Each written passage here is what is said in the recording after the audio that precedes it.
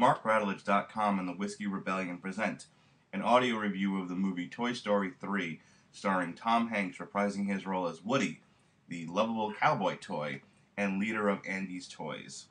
Tim Allen reprising his role as Buzz Lightyear, the super space toy, and this time around, famous character actor and star of over 100 movies and TV shows, including but not limited to Deliverance and Superman's 1 and 2, Ned Beatty plays the villain of this picture, Lotso, who smells like strawberries.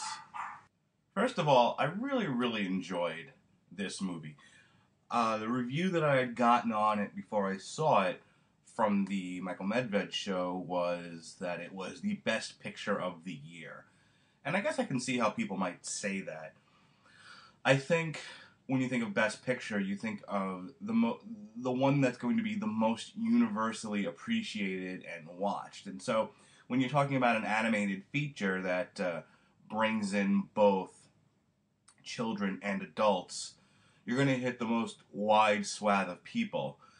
And I don't see how anyone cannot enjoy this movie. And so I think that there's where its universal appeal comes from. So yeah, sure, I'll go along and buy that it's probably going to be one of the best pictures of the year.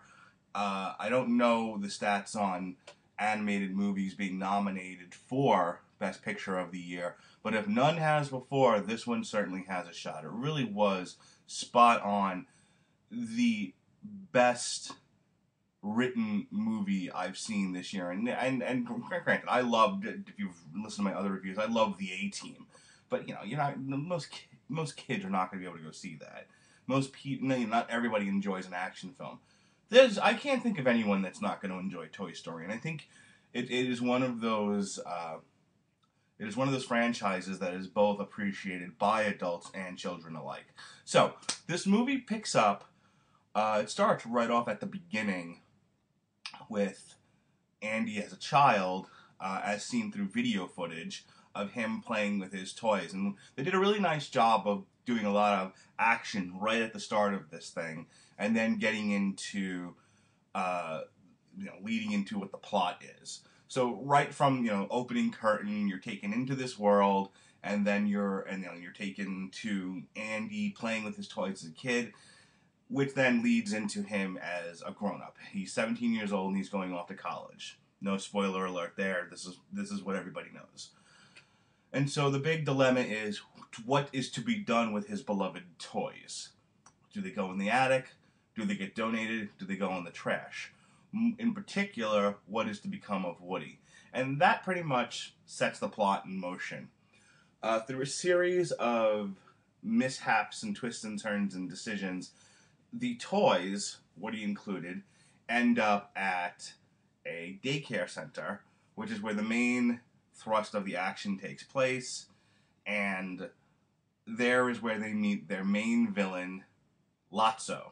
I believe his full name was Lotso Hugs, and as I mentioned before, he smells like strawberries.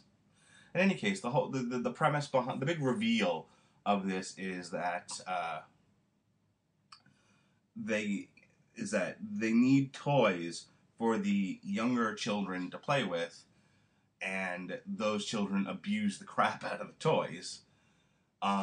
So it becomes more like a fraternity, in which sense you have the new toys have to take the brunt of the abuse, while the old toys get to be in the room with the kids not abusing them. And from there, the movie goes on. They introduce a new human character in this. Her name is Bonnie, who is very cute, and there are scenes of her playing with her toys in a proper way, and so it's very well done. And so there it is, and so it's escape from Auschwitz for toys, essentially. And the performances were spot on. Tom Hanks did a really good job of portraying Woody, trying to keep this group together. Woody is a very selfless hero. One of the things that I liked about this, because Tim Allen did a fine job as Buzz Lightyear. There's actually a really funny bit. I don't want to give away a spoiler, but there's a really funny bit towards the end of the movie. One of the things they do with Buzz Lightyear is he keeps changing personalities, and that's all I'm going to say about that. One of the personality changes is hysterical. I'm not sure what the point of it was, other than to lighten the mood of that particular scene. but it was funny. I don't have a major problem with it, even if it was a throwaway gag. The character who I most focused on was actually Lotso. Ned Beatty did this really, really great job of portraying this villain without making him, Jim Carrey's Riddler from Batman Forever. He's not over the top. He's not, necessarily sadistic and evil. What he is broken. And I don't mean broken like, his stuffing fell out. I mean broken mentally. Not in like the sadistic crazy way, but more like, and they talk about his origin in the movie and why he turned evil. And it's totally believable. If you forget the fact that he's a toy for a moment, if you've ever been madly in love with somebody and then they suddenly deserted you for and then replaced you with no other explanation than you weren't there, think of what that might do to you mentally, especially when you're 100% dedicated to that person. And so that's kind of, without giving away a lot of details, that's kind of his thing, is he's a castaway, and it cut him deep. One of the nice things about this movie is that many times in children's films, the villain is put in dangerous circumstances. His whole plot has sort of blown up beneath him, and then he repents in some way. The good guy is always able to convert Darth Vader in a lot of these things, which bothers me, because if you've been committed to evil for that long, it shouldn't take this little to bring out the good in you.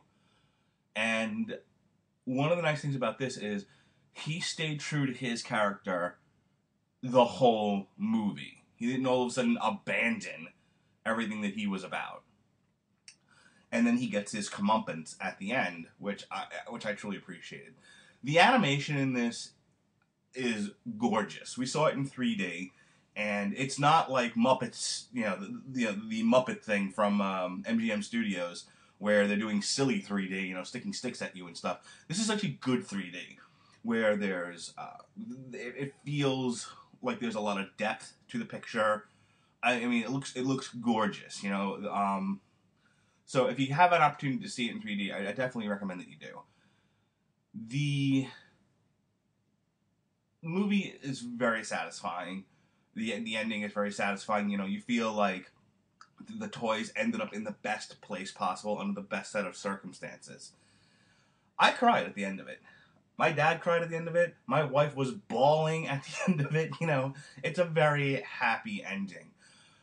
The one criticism, and I don't know if you can even so much call it a criticism, is especially leading into the end of the movie, like their final obstacle is, I don't want to say it's over the top, but I kept thinking about Lord of the Rings, which I don't want to give too much away, but their final obstacle, their final thing that they're in trouble with is so dark. And a lot of the themes in this movie, and this seems to be a running thing with Pixar, is their movies deal with a lot of dark adult themes, but are presented in a way that both children and adults can appreciate and understand. And certainly this end, my wife and I were kind of looking at each other going, wow, is this really the sort of thing that you want kids to see? But, they seem to know, they seem to take you right to that line of maybe this isn't something a kid should see, and then they don't ever cross it. They bring you to right there, and then they pull it back, and they pull it back farther enough that you go, okay, I get it now. That's funny. And it was. So, I'm going to give Toy Story 3 4 stars. I thought it was Jim Dandy, and an excellent movie for children. I absolutely recommend that you go and see it. Enjoy, and we'll see you on the next review. Thanks. Bye.